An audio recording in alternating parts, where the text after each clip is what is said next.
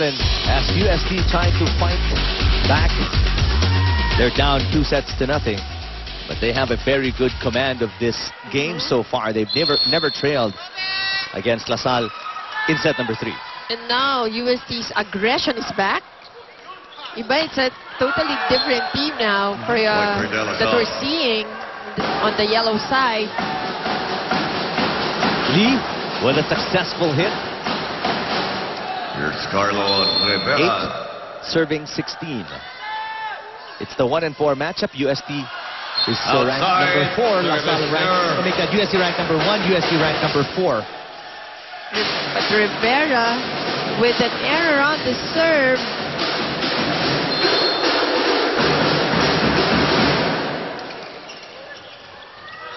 Ramos with the serve. Lee. What a bullet it is. And that was coming from a not so great first ball, but Lee responding to that set. Still able to take a point. Lee.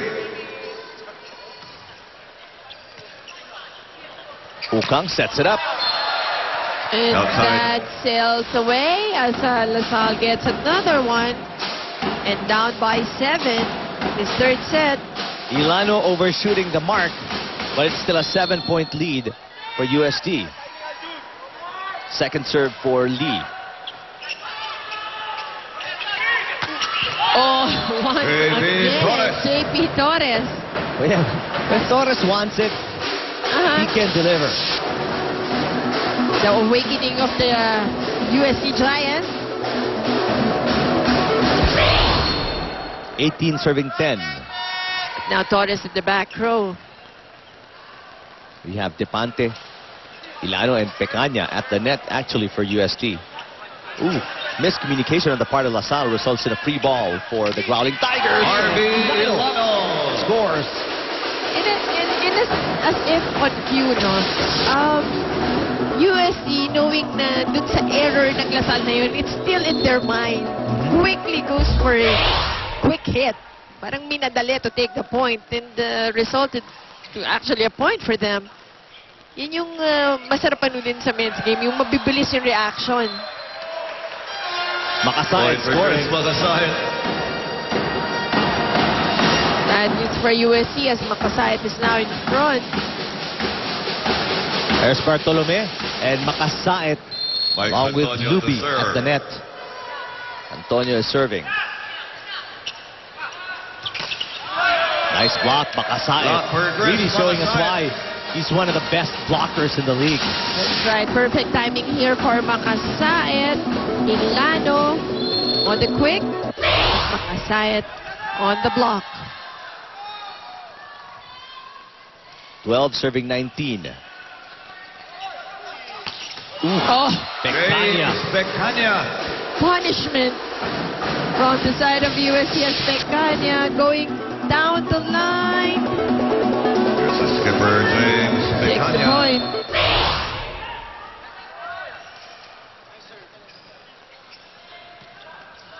Makasayat. That was a brawny hit coming from Makasayat. Take a look at Ukang bounce away from the ball. That's how powerful that hit was from Chris Makasayat. Oh, that was well read by Makasayat. Another Depante. try for UST. Here's Bartolome. Kept alive. Nice play by Dolores. Ooh, but Depante unable to get it across the net. See, that block a while ago came from Rivera, not Makasayat.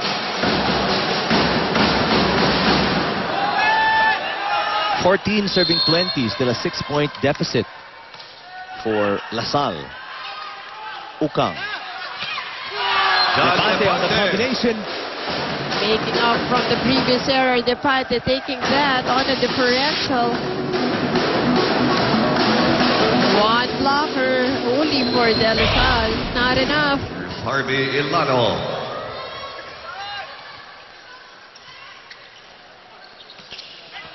Oh, he had the right thing in mind. Too much angle though as that ball. Timeout to LaSalle Green, Arthur. Coach Hilar calls the timeout. We'll listen in to LaSalle.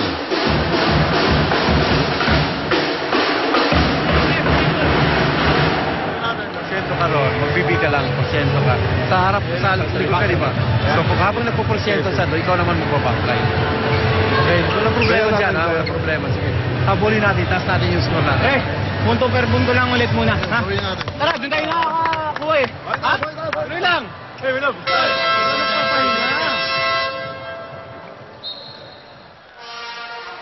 Sammy Akailar. Still calm. Collected. Well, he's up 2-0. So nothing to worry about at this point. we know he doesn't want to give away the set as much as possible. But if push comes to shove, you know, he'll just try and take it set 4 or set 5. And remember, sabi naman niya 4 sets. So, Yung una, medyo maaga na. ni-raise lang yung bar after the 2 sets. It seems like babagsak nga sila sa 4 sets with the way things are going here, Mosey, ano? And Carlo Rivera Rivera. though, with that be quick, makes a point. Still a 7-point lead for USD, though. Bartolome.